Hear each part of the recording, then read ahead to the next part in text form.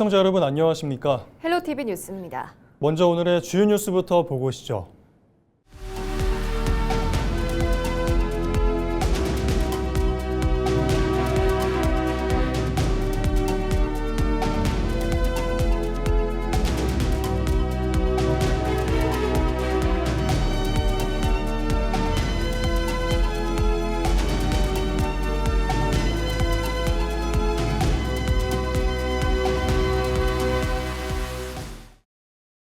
무안군과 무안군의회가 정부의 2030년 전남 국립의과대학 신설 절차를 조속히 추진할 것을 촉구했습니다. 무안군수와 군의원 등은 23일 군의회 별관회의실에서 기자회견을 열고 국립의대와 대학병원 설립은 전남 서부권 의료 불균형 해소와 공공의료 강화를 위한 핵심 과제라고 강조했습니다.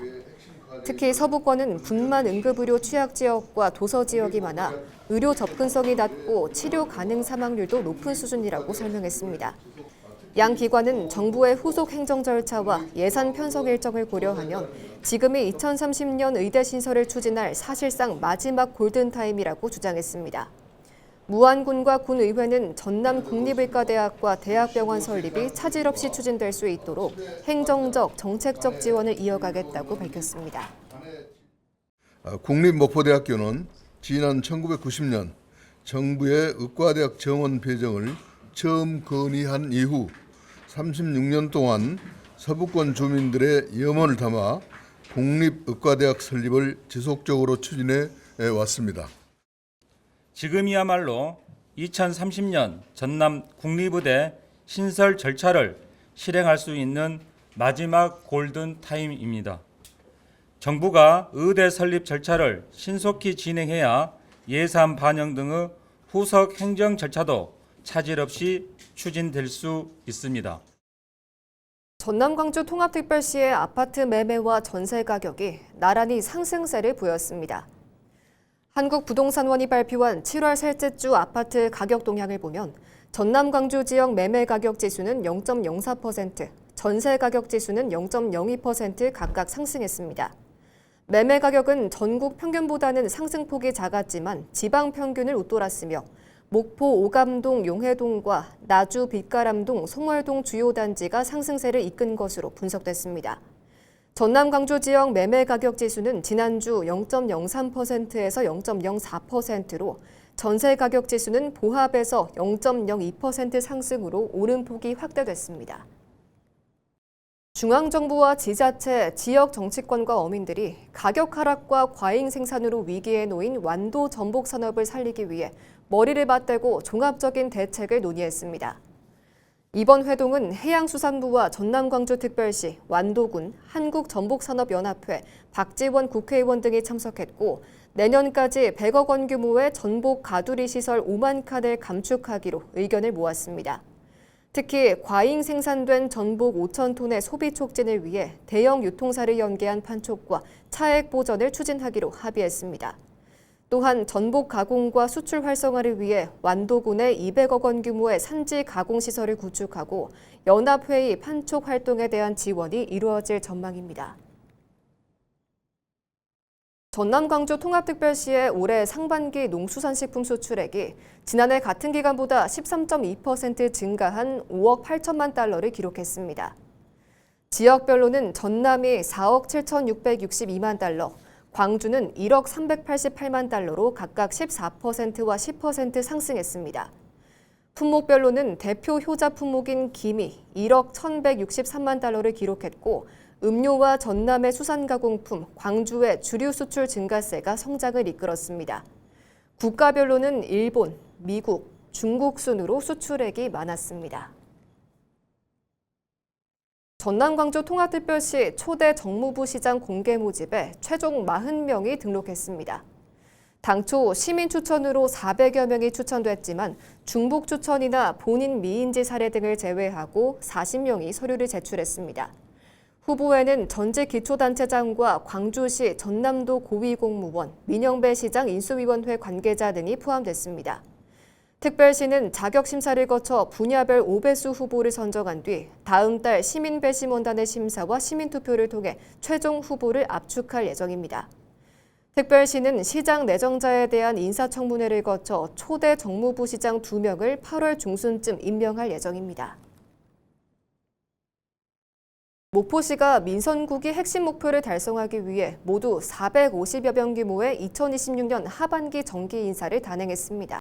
목포시는 23일 승진 50명, 승진 1결 12명, 전보 383명, 신규 임용 12명에 대한 하반기 정기 인사를 확정하고 개인별 경력과 업무 평가를 바탕으로 직원들의 전문성과 역량을 고려해 적재적소에 배치했다는 데 중점을 두었다고 밝혔습니다.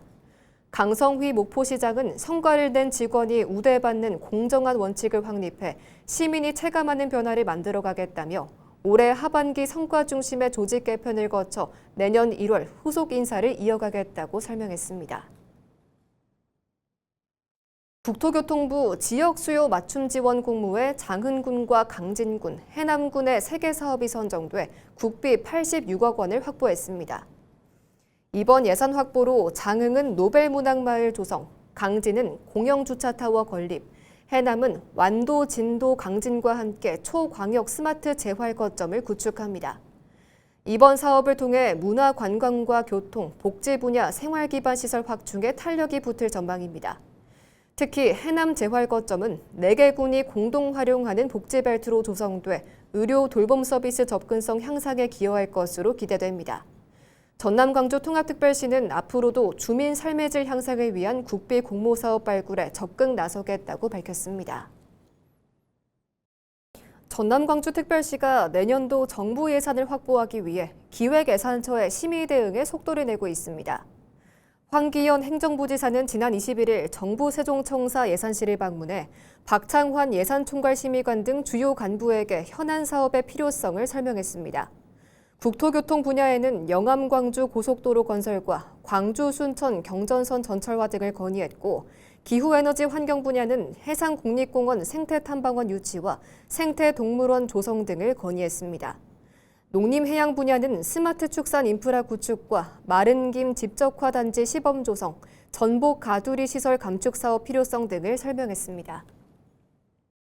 전남 광주 통합특별시 의회가 반도체 클러스터 조성 지원 특별위원회와 기본사회 특별위원회 구성 결의안을 의결했습니다. 시의회는 22일 열린 본회의에서 당초 추진했던 20조 원 규모 통합 인센티브 확보와 2차 공공기관 유치 특별위원회 구성안은 철회하기로 했습니다. 대신 시의회는 반도체 특위를 구성해 서남권 반도체 집적단지 조성과 광역교통망, 전력 용수 공급 등 관련 현안을 종합적으로 지원합니다. 또 기본사회 특위를 만들어 소득과 주거, 의료와 돌봄 등 시민의 기본권 보장을 위한 정책 마련에 나설 예정입니다. 통합의회는 올해 하반기 청년 문제를 전담할 특별위원회 구성도 추가로 검토할 계획입니다. 국립목포대학교가 지난 20일 진행된 국립순천대와의 전남의대 설립 협의와 관련해 실질적인 진전은 없었다는 공식 입장을 전했습니다. 목포대 대학본부는 두 대학의 협의 과정에서 새로운 제안이 오가거나 진전된 논의가 없었음에도 순천대의 역제안이나 목포대의 무응답 등 일부 사실과 다른 내용이 보도된 것은 유감이라고 밝혔습니다. 그러면서 순천대 구성원 전체가 동의할 수 있는 새로운 제안이 있다면 공식적으로 알려달라고 요청했다면서도 새 제안이 오더라도 목포대 구성원과 지역사회가 수용할 수 있는지는 별개의 문제라고 선을 그었습니다. 여수 석유화 기업들의 사업 재편이 정부 지원 아래 본격화될 전망입니다. 산업통상부는 최근 여천 NCC와 롯데케미칼, 한화솔루션, DL케미칼이 제출한 사업 재편 계획서 최종안을 승인했습니다. 이번 재편안에는 여천 NCC 2호기와 3호기의 가동을 중단해 공급 과잉을 완화하는 내용이 담겼습니다.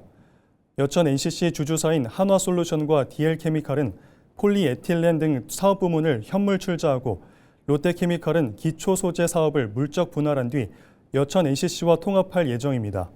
이럴 경우 한화솔루션과 DL케미칼, 롯데케미칼은 3분의 1씩 통합법인 지분을 갖고 연간 140만 톤의 에틸렌 생산 능력을 줄일 수 있게 됩니다. 이 과정에서 정부는 고부가 전환 신규 자금 등 4,500억 원 규모의 금융 지원과 수입자금 대출 보증 2,000억 원 추가 지원을 제공할 방침입니다. 제주항공 여객기 참사 희생자들의 미수습 유해를 찾기 위한 무안공항 재수색이 시작된 지 100일을 맞았습니다. 재수색을 통해 지금까지 수습된 유해 추정물은 1,582점으로 유류품은 833점, 그리고 기체 잔해는 1,200여 킬로그램이 수습됐습니다. 유해 추정물 가운데 195점은 희생자 유해로 확인됐으며 나머지는 DNA 감식이 진행되고 있습니다. 재수색은 지난 4월 13일부터 사고 현장 토양을 채로 거르는 방식으로 평일마다 이어지고 있습니다. 유가족들은 아직 유해를 찾지 못한 희생자가 있는 만큼 신속한 유해 수습과 함께 사고 원인 규명도 조속히 이루어져야 한다고 촉구했습니다. 순천시가 차세대 공공자원화 시설 사업 전반과 지속 가능한 자원순환 정책 방향을 모색하기 위한 정책 토론 청구서를 접수했다고 밝혔습니다. 이번 정책 토론 창구에는 조례상 청구 요건인 200명을 넘긴 821명의 시민이 참여했으며 연향들 이번 입지 결정, 고시 이후 지속된 시민들의 우려를 해소하고 자원순환 도시로의 전환을 위한 종합적인 정책 검토가 필요하다는 내용이 담겼습니다. 순천시는 접수된 청구서에 대해 관련 조례에 따라 제반 절차를 진행한 뒤 시민과 함께하는 정책 토론회가 개최될 수 있도록 지원할 방침입니다. 이재각 진도군수가 해양수산부를 방문해 서망항 확장과 어촌유딜 3.0 사업 등 지역 해양수산 현안 사업에 대한 정부의 적극적인 지원을 요청했습니다. 이 군수는 서남해안 대표 수산물 거점인 서망항의 저반 대피시설 확충을 위한 국가어항 확장 사업의 조기 추진과 함께 645억 원 규모의 국가 거점어항 조성 사업 공모 선정을 강력히 요청했습니다. 아울러 보전항과 맹성, 당도항의 어촌유딜 3.0 공모 선정과 함께 청년 어업인들의 안착을 돕기 위한 청년 바다마을 조성 사업의 필요성도 함께 피력했습니다. 진도군은 이번 사업들이 차질 없이 추진되면 수산물의 생산부터 가공, 유통, 관광까지 유기적으로 연결되는 서남해안 수산경제 거점이 완성될 것으로 기대하고 있습니다. 오는 8월 여수에서 열리는 7회 섬의 날 홍보대사로 가수 리센느와 하현우, 요리사 정지선 등이 위촉됐습니다.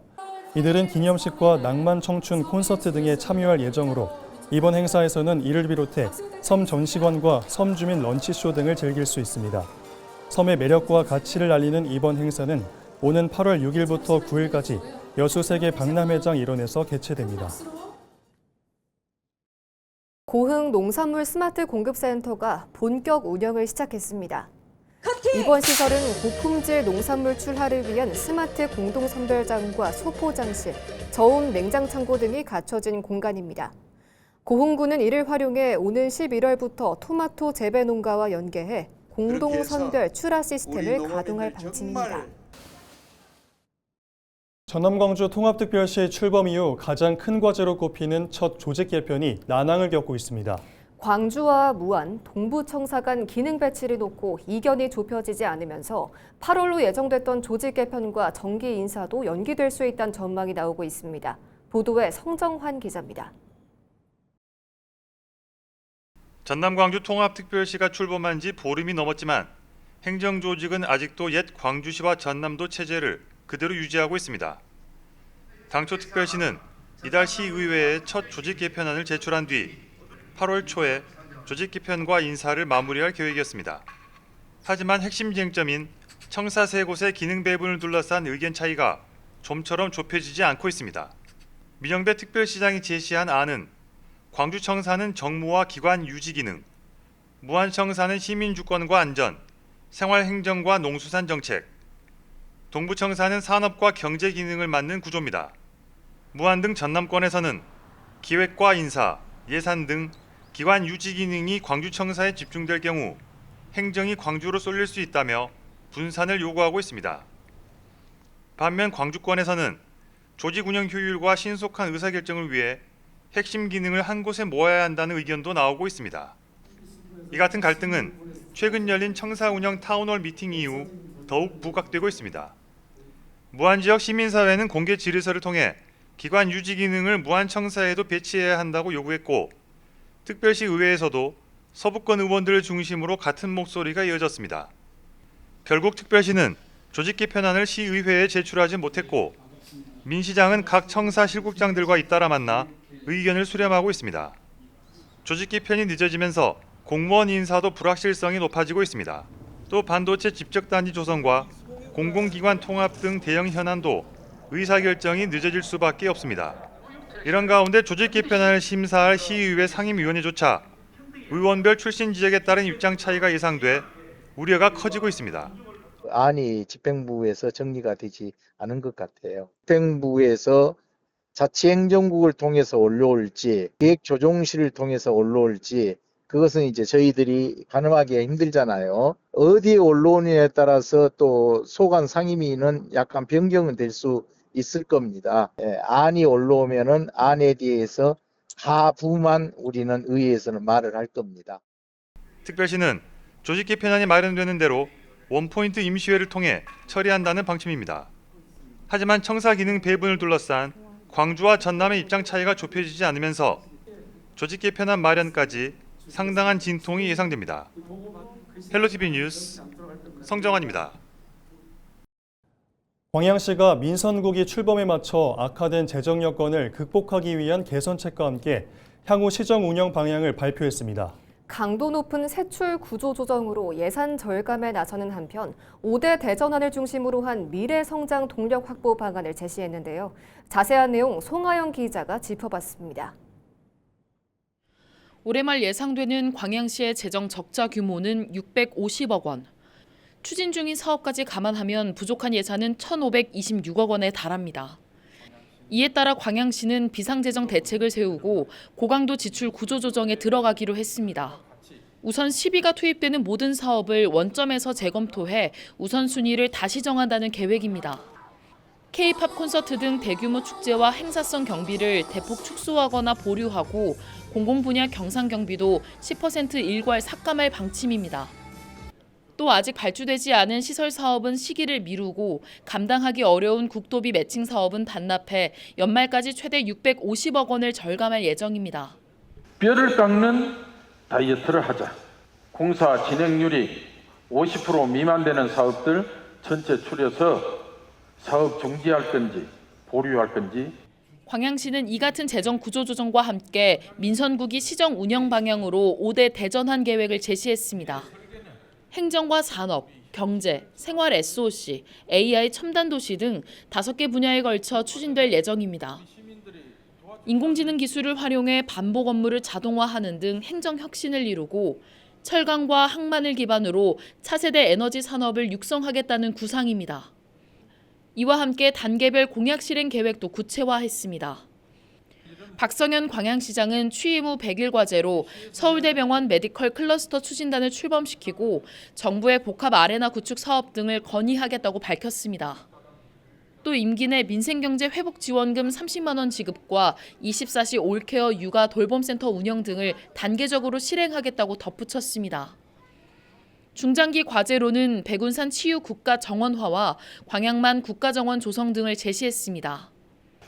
대한민국에서 가장 현명한 도시가 우리 광양 아닙니까? 뻘밭에서 세계적인 제철소로 세운 그 저력, 또 수많은 인재들, 우리 광양은 가능합니다. 재정 적자 속에서 지출 구조 조정과 주요 공약 이행을 동시에 추진해야 하는 민선국이 광양시. 이번 대책이 위기 극복과 제도약의 분수령이 될 수 있을지 주목됩니다. 헬로티비 뉴스 송하영입니다. 광주군공항 이전 후보지 선정을 위한 제2차 선정위원회가 오는 28일 열리면서 이전 절차가 속도를 낼지 주목됩니다. 국방부는 관계부처와 전남광주 통합특별시, 무안군이 참석한 가운데 이전 후보지 선정안을 논의할 예정입니다. 특히 지난 4월 예비 이전 후보지로 선정된 무안군이 이번 회의에서 정식 이전 후보지로 확정될지가 관심입니다. 무안군은 광주 민간공항의 선이전, 특별시와 정부의 1조 원 규모의 지원, 국가 차원의 획기적 인센티브 제공 등 3대 선결 조건 이행을 전제로 이전 절차에 협조하겠다는 입장입니다. 무안군이 정식 후보지로 선정되면 지원계획 수립과 주민투표, 유치 신청 등의 절차를 거쳐 최종 이전 부지가 결정됩니다. 이상으로 뉴스를 마칩니다. 시청해주신 여러분 고맙습니다.